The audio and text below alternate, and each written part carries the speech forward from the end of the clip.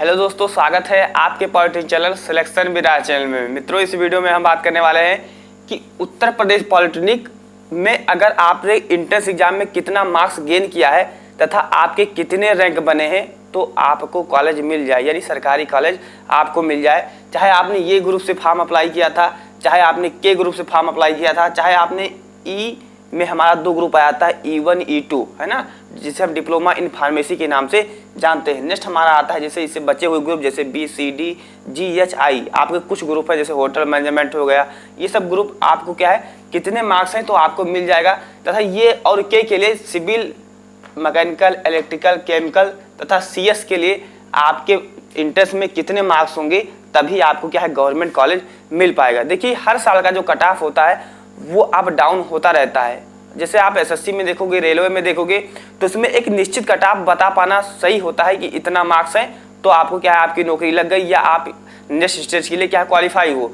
लेकिन उत्तर प्रदेश पॉलिटेक्निक में या किसी भी एडमिशन में ये सब चीज़ें बता पाना थोड़ा टफ होता है, क्योंकि ये डिपेंड करता है कि उस कॉलेज के लिए कितने बच्चों ने क्या है फॉर्म अप्लाई किया तथा उसमें सीटें कितनी हैं। तो ये चीज़ हर कॉलेज का, जी हाँ, उत्तर प्रदेश पॉलिटेक्निक हो या कोई भी पॉलिटेक्निक हो, या जैसे B.Ed में भी देखोगे तो उसमें क्या होता है, ये डिपेंड करता है कि उस कॉलेज में कितने बच्चों ने क्या है काउंसलिंग के लिए फॉर्म अप्लाई किया। यानी कि हर कॉलेज का जो कट ऑफ होता है वो अलग होता है। तो आपके सामने मैं अनुमानित कट ऑफ लेकर आया हूँ। एग्जैक्ट कट ऑफ जो होता है वो किसी को नहीं पता होता है। जी हाँ, एग्जैक्ट कट ऑफ कोई नहीं बता पाएगा। तो आपके सामने मैं एक एक करके लिख रहा हूँ। कुछ मैंने डेटा खुद से तैयार किया है, पिछले साल के क्या है चीज़ों को देखते हुए कुछ डेटा तैयार किया है। इसी के आधार पर मैं आपको समझाने या बताने की कोशिश करूंगा। तो चलिए मित्रों, सबसे पहले बात करते हैं, अगर आपने ये ग्रुप से फॉर्म अप्लाई किया होगा 10th बेस से, तो अगर आप सिविल लेना चाहते हो, देखिए मैं यहाँ पर रैंक आपका लिखता रहूँगा।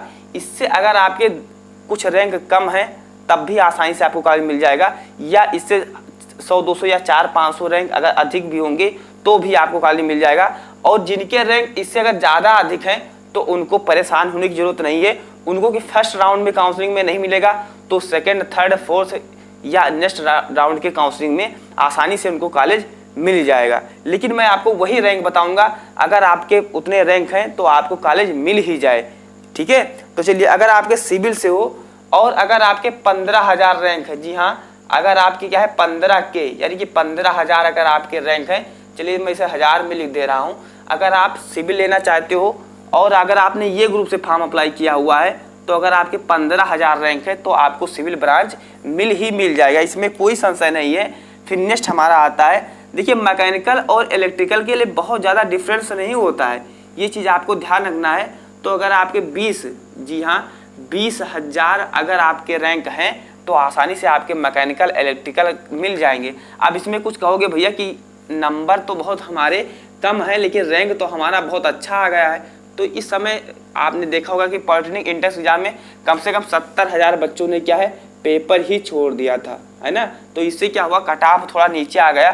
तो इससे आपको बहुत ज़्यादा खुश होने या परेशान होने की ज़रूरत नहीं है। वही नेक्स्ट हम बात करते हैं, अगर आप CS लेना चाहते हो, जी हाँ, अगर CS लेना चाहते हो तो अगर आपके क्या है 30,000 लगभग में अगर 30,000 हैं तो आपको CS ब्रांच मिल जाएगा। वही हमारा जो केमिकल ब्रांच होता है, केमिकल अच्छे से जानते होंगे क्योंकि केमिकल के सेक्टर में आपको प्राइवेट, गवर्नमेंट में तो बहुत कम अपॉर्चुनिटी होता है लेकिन प्राइवेट सेक्टर में आपको बहुत सारी अपॉर्चुनिटी मिलते हैं जाने के लिए। तो केमिकल के लिए 35,000 से लेकर अगर 40,000 के मध्य में भी अगर आपके रैंक आएंगे तो आपको कॉलेज मिल जाएगा, है ना। ये चीज़ मैंने आपको बता दिया। नेक्स्ट हमारा आता है के ग्रुप। तो ये ग्रुप से रिलेटेड अब आपका जो डाउट हो क्लियर हो जाना चाहिए।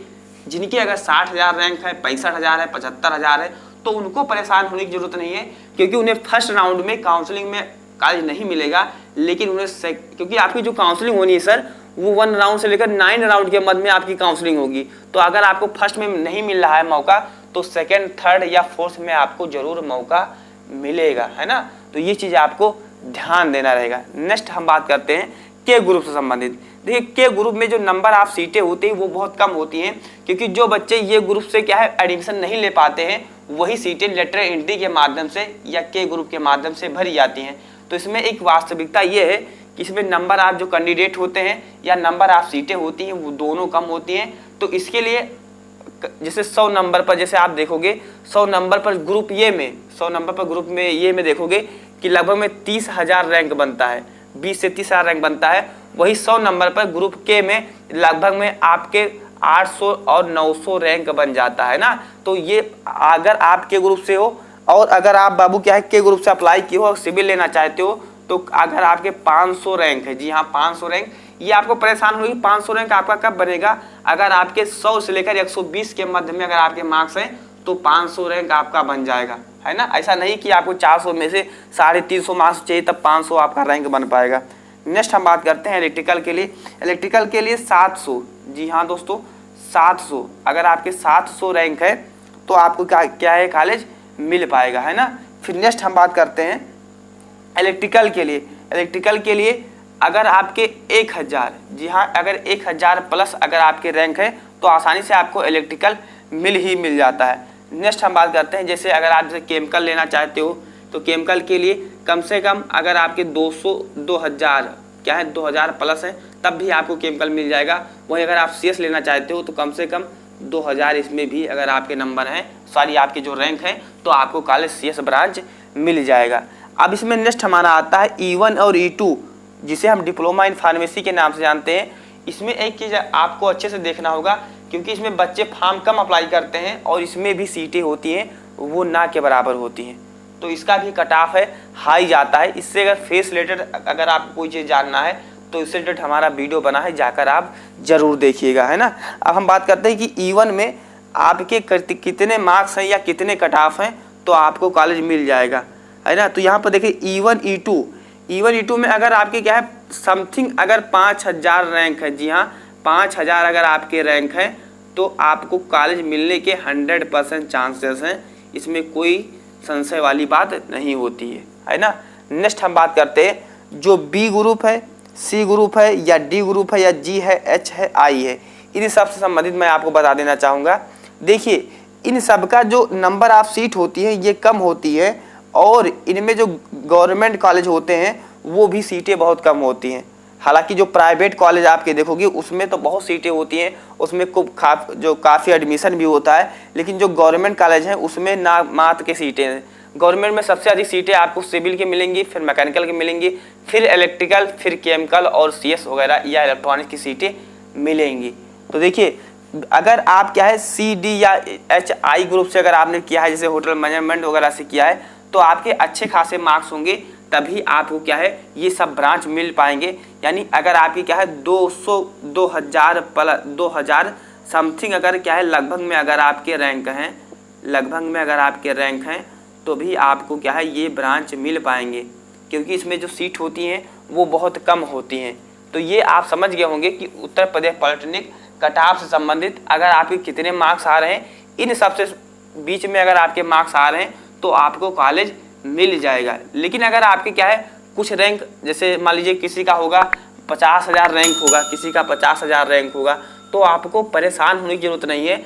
अगर आपको फर्स्ट राउंड में नहीं मिला कॉलेज, सेकेंड राउंड में कॉलेज नहीं मिला, थर्ड में तो आपको कॉलेज मिल ही जाएगा। अगर थर्ड में नहीं मिलेगा तो फोर्थ राउंड में आपकी स्पॉट काउंसलिंग होगी और स्पॉट काउंसलिंग में आपको कॉलेज मिल जाता है ना। तो स्पॉट काउंसलिंग उन्हीं बच्चों के लिए होता है जिन्हें क्या है कॉलेज मिल जाए। तथा मित्रों अगर आप क्या है एडमिशन लेना चाहते हो तो आपके पास मिनिमम 14 डॉक्यूमेंट होना चाहिए। कितना डॉक्यूमेंट होना चाहिए? 14 डॉक्यूमेंट होना चाहिए। तो अगर आपके पास नहीं तो बनवा लीजिए, क्योंकि इसके बिना आपका एडमिशन है वो नहीं हो पाएगा। तो अगर आपके पास नहीं है तो जल्दी से बनवा लीजिए। आइजात निवास कैसा लगता है इससे रिलेटेड हमारा वीडियो बना है, लिंक मैं आपको डिस्क्रिप्शन बॉक्स में दूंगा, वहाँ से जाकर आप देख सकते हो। तो चलिए अगर चैनल पर नए हैं तो चैनल को सब्सक्राइब रखिए, क्योंकि आने वाले फ्यूचर में आपका काउंसलिंग स्टार्ट होने वाली है। तो काउंसलिंग संबंधित मैं आपको हर चीज़ गाइड करने वाला हूँ, बताने वाला हूँ। तो चैनल को सब्सक्राइब करके रखिए तथा ये वीडियो अपने मित्रों के पास जरूर शेयर कीजिएगा, क्योंकि उनकी भी मदद हो सके। क्योंकि आपके मन में जो डाउट था ये डाउट उनके भी मन में डाउट होता है ना। तो तथा एक चीज़ और आपको ध्यान रखना है, अगर आपके पास टीसी, जैसे आपका टीसी होगा मेडिकल सर्टिफिकेट, और आपको मेडिकल सर्टिफिकेट है अभी बनवाने की जरूरत नहीं है। जब आपका एडमिशन होगा तो उसके 2 दिन पहले 3 दिन पहले आपको बनवाना होगा, अभी आपको बनवाने की जरूरत नहीं है। तो चलिए वीडियो को यहीं पर एंड करना चाहेंगे, मिलते हैं अगले वीडियो में। तब तक के लिए आप अपना ख्याल रखिए। जय हिंद, वंदे मातरम। Thanks for watching this video.